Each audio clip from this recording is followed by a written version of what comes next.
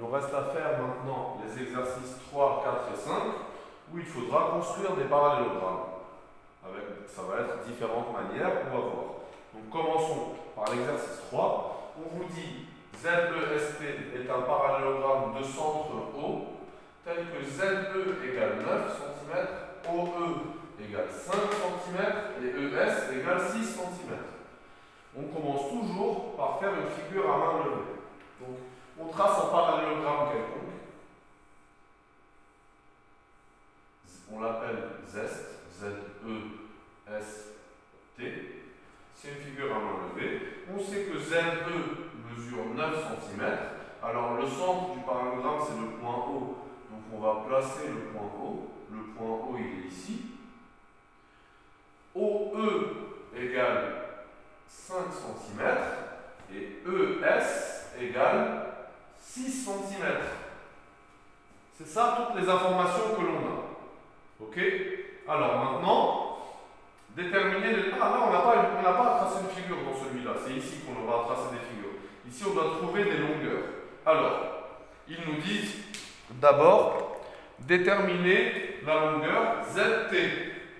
Donc la longueur ZT, c'est celle-là. La longueur ZT, on sait qu'elle est égale à la longueur ES. Donc ZT égale 6 cm. C'est égal à ES. Ensuite, TS. TS, c'est égal à ZE. Donc TS, ça va être égal à 9 cm. Et le dernier TE, donc TE c'est celui-là, c'est la diagonale là.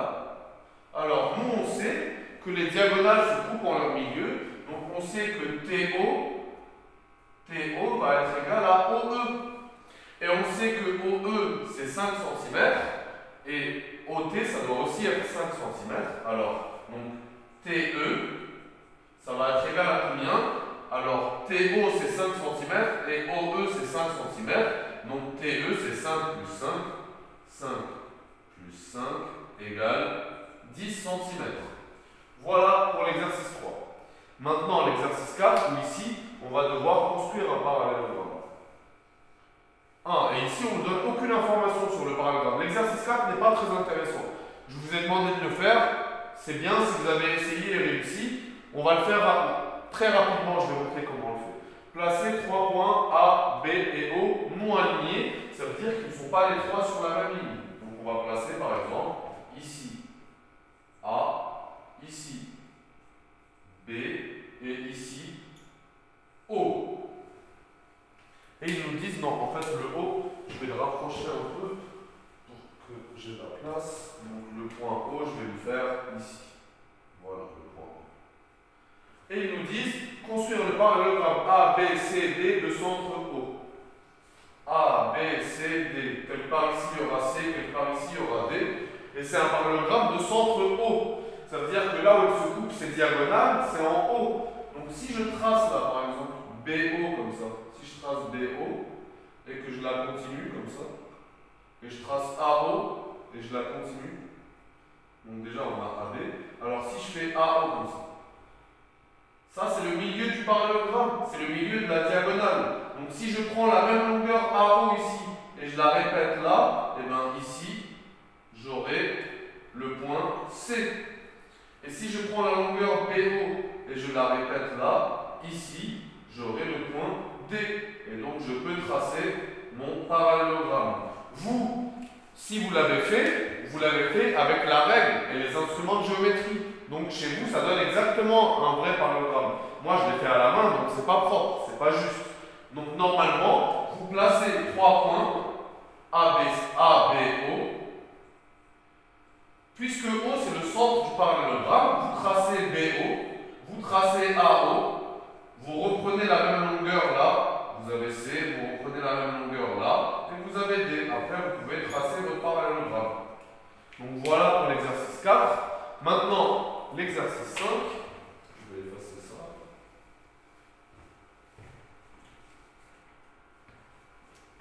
Maintenant, le dernier exercice, donc ça va être un parallélogramme qu'il va falloir tracer. Et ici, ce n'est pas les longueurs qu'on connaît, comme dans les autres exercices. Ici, on connaît une longueur et deux angles.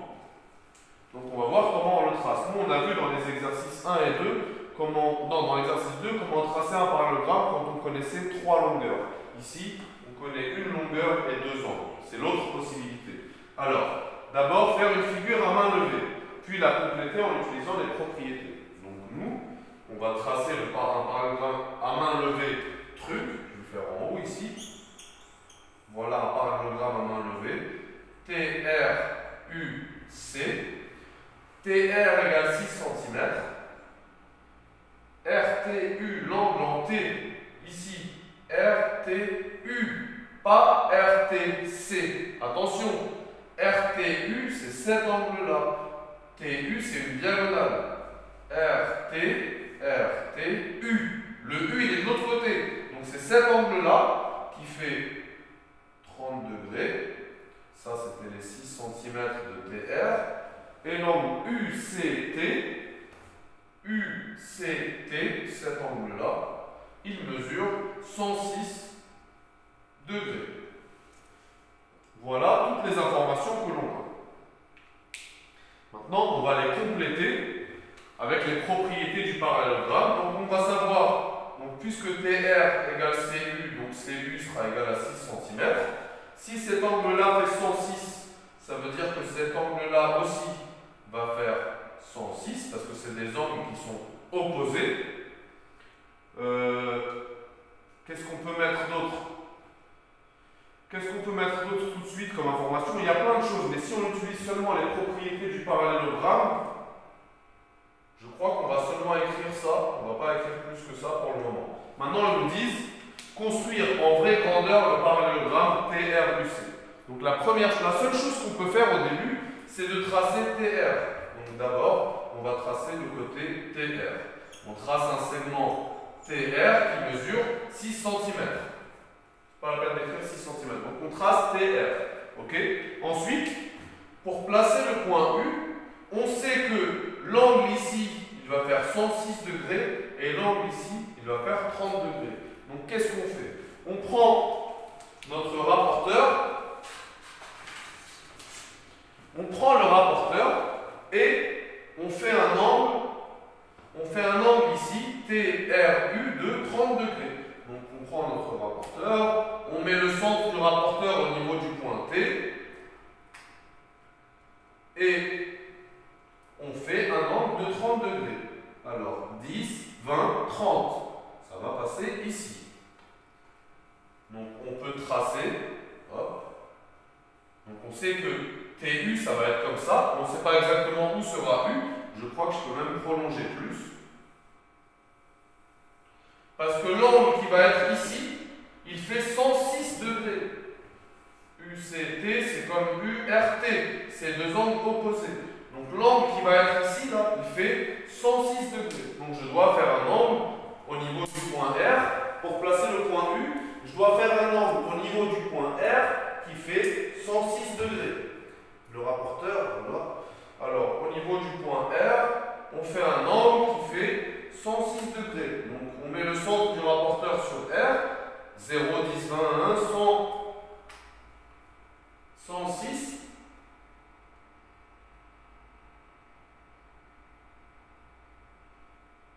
C'est ici. Donc, maintenant, on trace comme ça. Et on sait qu'à cet endroit-là, on a le point U. Bien sûr, ce n'est pas du tout comme la figure à main levée que j'ai fait. C'est sûr que ça, ce n'est pas 106 degrés dans la figure à main levée. Donc ici, on a le point U.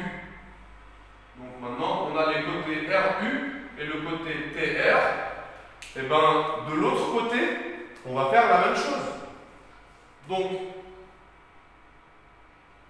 nous, il nous reste à placer le point C qui va être quelque part ici. Alors, ça c'était 6 cm, ça c'était le 106 degrés, ça c'était le 30 degrés. Donc nous, qu'est-ce qu'on va faire maintenant pour pouvoir placer le point C?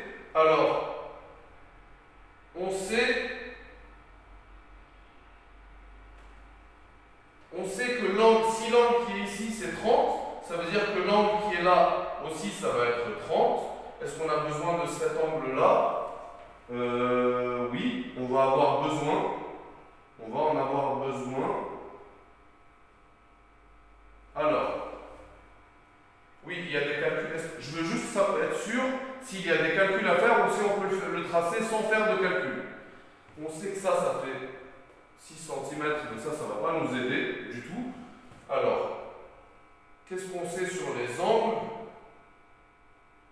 L'angle qui va être là, on ne sait pas, il est à combien, sauf si on le calcule, et on peut le calculer. L'angle qui est là, peu importe. Ok, alors, on va utiliser, donc nous on a vu au début de l'année, les angles alternes-internes. Les angles alternes-internes, j'espère que vous vous en rappelez. Les angles alternes-internes disent que si on a deux droites parallèles, comme TR et CU, alors cet angle-là et cet angle-là sont alternes-internes et ils sont égaux. Donc cet angle-là, il va faire 30 degrés. Ok? Donc ici, on pourra tracer un angle de 30 degrés là. Et puis, si on a ici, on sait que la somme des angles d'un triangle, ça fait 180 degrés. La somme des trois angles d'un triangle, le triangle TUC, si on fait la somme de ces angles, ça doit faire 180 degrés. Si on fait maintenant 106 plus 30, 106 plus 30 égale 136. Si on fait 180 moins 136, ça va nous donner 44. Donc cet angle-là, il fait 44 degrés. Donc nous, maintenant, pour placer le point C, on va faire un angle ici de 44 degrés et on va faire un angle ici de 30 degrés. Alors, on prend l'équerre, le rapporteur, pardon, et on fait ici un angle qui fait 44 degrés. Donc ici on a le 0, hop, hop, 40, 44. Ça va être ici. Et donc on peut tracer. Alors, oui, 44 c'est l'angle qui est là, oui. Donc on peut tracer comme ça. Et ensuite, je ne l'ai pas très bien tracé. Et ensuite, on doit faire ici un angle qui fait 30 degrés. Donc on place notre rapporteur le long de ce côté-là. Et avec le centre U, 30 degrés, alors il faut que je vois bien, 10, 20, 30. 30 degrés c'est ici. Et donc on trace ce côté et ici on a le point C. Ce cas-là, c'était un cas qui était un peu plus difficile. C'est un cas qui était un peu plus difficile, l'exercice 5. Vous allez voir dans les exercices qu'on va faire après, à partir de demain, pour tracer des paragraphes, ce sera plus facile que celui-là. Les informations seront mieux données que celui-là. Celui-là est un peu plus difficile. Donc voilà, donc vous, quand vous le faites chez vous, quand vous faites la correction, vous faites les mêmes étapes que moi, mais vous faites bien avec les instruments de géométrie. Vous faites précisément avec des règles, etc. Donc voilà pour les exercices 3, 4 et 5.